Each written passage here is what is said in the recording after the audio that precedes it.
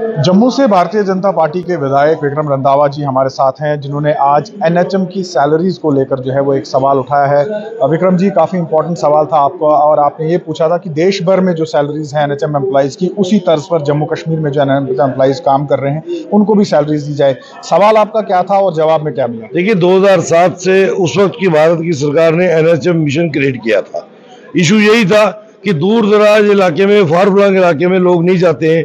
लोग paramedical staff के लोग हैं जो ट्रेनिंग करके बैठे हैं, एमबीबीएस डॉक्टर्स हैं, बीडीएस हैं, तो उनको कहीं ना कहीं इनको इस तरीके से अकोमोडेट करके तो दूर दराज के एरिया में भी कैटर करने का प्रयास करें। सभी स्टेटों में वो लागू भी हुआ है, यहाँ भी लागू हुआ है, और आज तकरीबन 18 साल हो गए हैं। बाकी स्टेटों के आप कंपैरिजन करेंगे, यहाँ तक कि छोटा सा यूटी जो हमारे से इलाका होकर यूटी बना है लद्दाख, वहां पर देखिएगा 100% इंक्रीमेंट दिया उन्होंने। वो तो केंद्र से पैसा ले रहे हैं, अपने से थोड़ी दे रहे हैं। तो यहाँ की हमारी सरकारों को क्यों दिक्कत आती है? पहले भी सरकारों में रहे, हम भी सरकारों में रहे, लेकिन वो स्लो इंक्रीमेंट 2%, 5%, 15% जो जवाब भी दिया वो बड़ा क्लैरिफाइड जवाब नहीं था। तो हमने कहा भी रेगुलराइजेशन का भी फ्रेम में इनको डालिए। अगर इन्होंने 18 साल दे दिए हैं, बचे हुए 12-15 साल जो एक नौकरी के रहते वो भी देंगे, उसके बाद क्या होगा इनका? ये किसी फ्रेम में नहीं आया, इनको रिटायरमेंट का कोई बेनिफिट नहीं मिलेगा, तो इनके तो जीवन दूर दराज पहाड़ों में ही हो गया। फिर इनके ऊपर ट्रांसफर पॉलिसी का कुछ लागू नहीं होता है।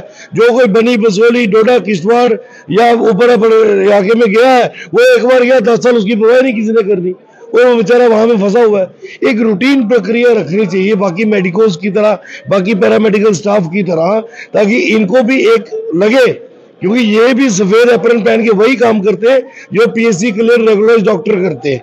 ये भी सरकार के लगाए हुए, वो भी सरकार के लगाए हुए। ठीक है, इनकी योजना अलग हो सकती है, पैसा भी केंद्र दे रहा है।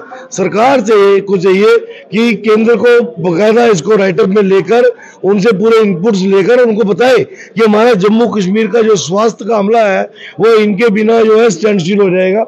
इनको हमें टाइम बारिंग करके देख लीजिए, फेस मैनर में। जो पहले लगे हैं उनको पहले रेगुलराइज कर दीजिए, जो बाद में लगे हैं उनको बाद में कीजिए। तो मैडम ने एश्योरेंस भी दी है उसको कि हमने पहले भी राइटिंग्स केंद्र को दी है, अब दोबारा देंगे, और हमने अपोजिशन के नाते भी एश्योरेंस दी है कि हम भी पूरा सपोर्ट करेंगे केंद्र में इस बात को रखने के लिए। सरकार की तरफ से जो जवाब आया है, उन्होंने कहा है कि एक नया खत जो है वो केंद्र सरकार को लिखा जाएगा, यूनियन होम मिनिस्ट्री को। तो आपको क्या लगता है कि आप सहमत है इस जवाब से, और आपको लगता है कि केंद्र की तरफ से जो पहले भी रिमाइंडर्स गए हैं या पहले भी खत लिखे गए हैं उससे कोई फर्क पड़ेगा? देखिए, कारण ये है कि आप इसको फॉलोअप अगर होगा, सरकार की नीयत अगर स्पष्ट होगी, ये उसको कराना चाहते होंगे, तो क्या संभव नहीं है? केंद्र जब इतना कुछ जम्मू कश्मीर के लिए कर रहा है, तो जम्मू कश्मीर को एट पार भी लद्दाख, पंजाब, हरियाणा क्यों नहीं लाया जा सकता? वहां भी तो केंद्र ही दे रहा है, वहां सरकार थोड़ी दे रही है।